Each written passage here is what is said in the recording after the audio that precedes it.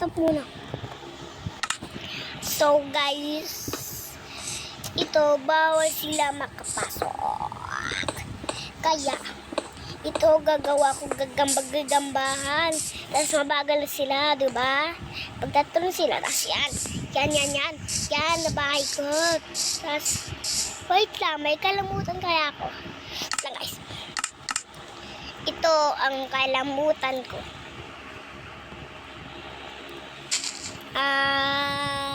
Ito. Uy, gagambahan mo ulit pa. Uy, ba't kumakit sa wall ko? Kumakyat. Yan pa. Yun.